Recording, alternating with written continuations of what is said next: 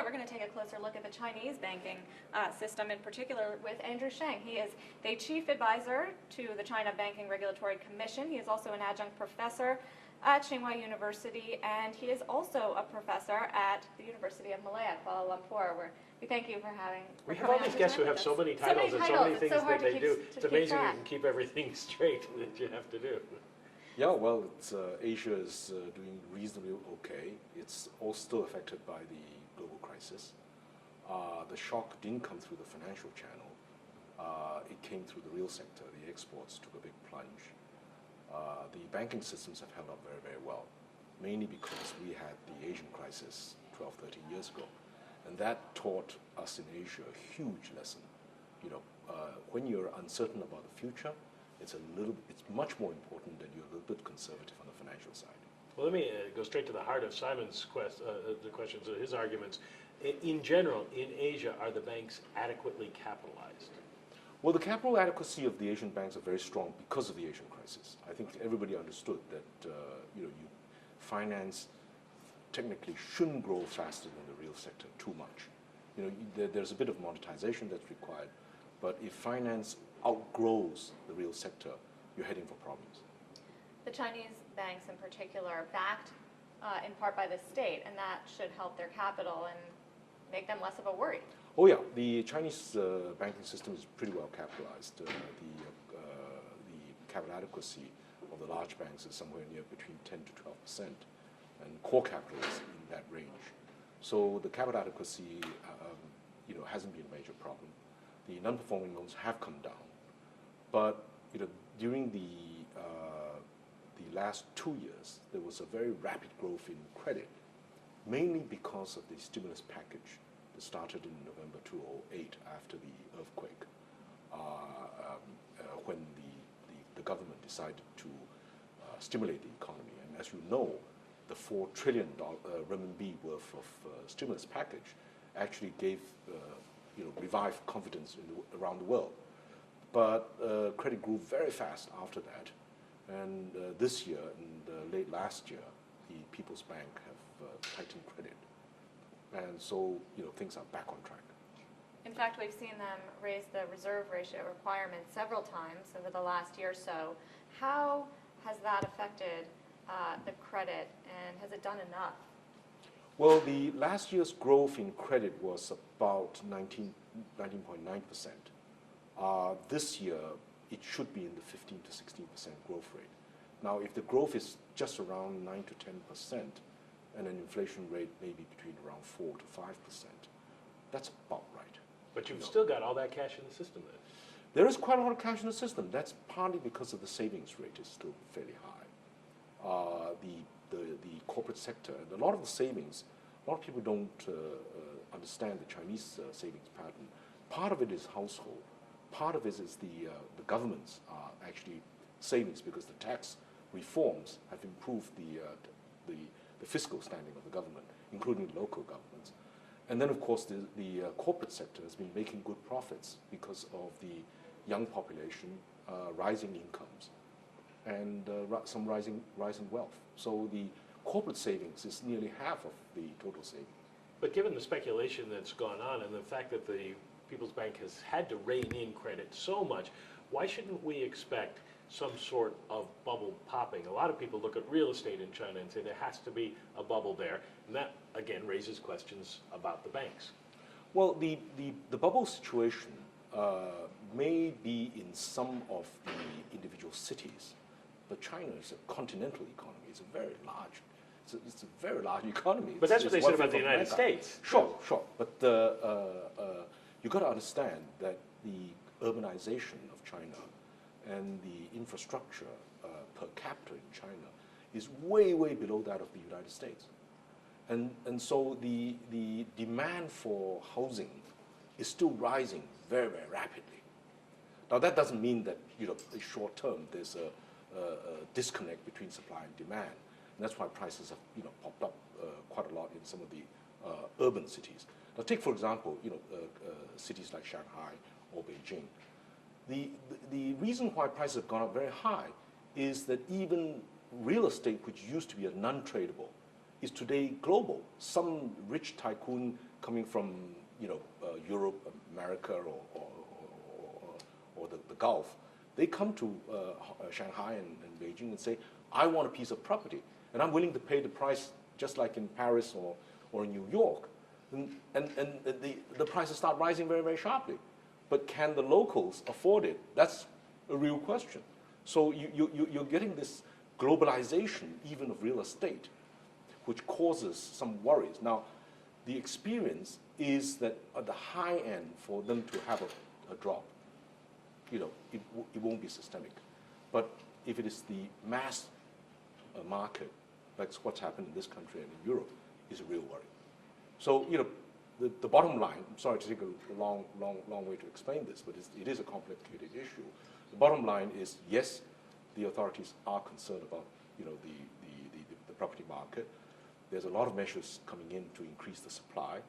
Something like about 40% of the government budget for the next 5 years is going to be spent on improving the infrastructure and low-cost housing. But that's a huge amount. The bottom line is, are the banks adequately capitalized to deal with any bubbles that pop? Or does the Chinese state get drawn in the same way the U.S. government got drawn in, the U.K. government got drawn in, and the European governments are getting drawn in? Well, the real issue is then will the real estate market drop in a way in which the banks will suffer a lot. And there was a stress test on this. Absolutely, absolutely. The issue is that the provisioning levels of the Chinese banks are very high. They're 200% on average of the non-performing loans. So on top of the capital adequacy, you have a very large provisioning level. And the CBRC, the China Banking Regulatory Commission, has insisted that the banks build up their provisions even as they're beginning to make more profits. That means, you put away more reserves when the sun is shining to prepare yourself for the rainy day. And that's exactly what we're doing. When you hear American investors, hedge fund investors, saying that China is in a massive bubble, the property market is going to pop, what is your reaction? Well, I think all, I wouldn't say hedge funds, but a lot of the market people talk their own book. The real issue is that the big lessons from the last 3 crises, the Japanese one, the Asian one, and the current global one, is that you can never say this time is different, because there are always risks, and it's good that people talk about these risks. But I think the Chinese authorities, the government, is very well aware of the risks of the property market, because I think people understand now property is at the heart, the biggest asset in the nation. It's the biggest asset of a household, it's the biggest asset of corporations, it's the biggest collateral of the banks, it's the biggest income for the state and local government revenue. So if something happens to the real estate market, a lot of things are going to get affected. And so, I think people are aware of those risks. Is that what would keep you up at night? I mean, what would be the one thing that would worry you about the Chinese banking system now? Well, the issues are the risks in any national economy are now not just national, they're global. Put it this way, today we're in a global collective action trap and a national action trap. You can't raise interest rates in any country without inviting a ton of money in. You can't raise exchange rate without inviting a ton of money in. And if that ton of money comes in, you're going to have a bubble on your hands, whether you like it or not. So what tools do you have to stop all this? And that's why the IMF is now thinking, well, maybe some capital controls work. But even the best of capital controls have leakages. So there are no perfect solutions to a global systemic problem. And that's why this conversation needs to go both ways, at the national level, at the global level, and vice versa. I mean, it's pretty important to be focused on this. Well, the currency is a big issue. Just this year, we saw Bank of China letting American clients buy RMB in their accounts. And this is just one of the several ways that China has let its currency become more international. How fast is this process moving along? I think it's as fast as what the market wants. I think everybody in China understands the internationalization of the renminbi is a market-determined factor. That means you can't declare you want a currency to be international, and somebody want it or doesn't want it. It's what the market wants, right? And so it will grow at that pace. Now, what should we make the infrastructure, the facilities to enable a currency to have a more international? This is being piloted at the moment. For example, Hong Kong is one of the pilots where the renminbi is, internationalization exercise taking place. Does China want the international reserve currency? The question is, the first thing you need to remember is that the renminbi's capital account is not open. So you can't be an international currency unless the capital account is open. So, step one, it's the issue to remember is that it is a market-driven exercise. The government basically is removing the regulations that stops it having a little bit more of that international role. But does the government want to get to the point where it is a reserve currency? Does the government want to loosen regulations enough that, bottom line, you can get money in and out of the country easily? If something goes wrong, everybody can pull their money out. Well, my personal view is that actually being an international reserve currency, based upon the experience of the last couple of years, carried huge risks. And so the real issue is your domestic economy strong enough? Is your trade situation strong enough? Because money that comes in can go out tomorrow. That was the biggest lesson we had in the Asian crisis. When somebody says country A is really good, ton of money comes in, everybody forgets that there's going to be a huge bubble. At the end of the day, the locals pay for it because who's going to pick up the pieces? It's the locals. So we have a real problem today of what I call global gain, local pain. The gain is global, but it's, when the money flows out, it's the locals who suffer from this. And you're now seeing this in Europe, the peripheral countries. You've seen that in Asia.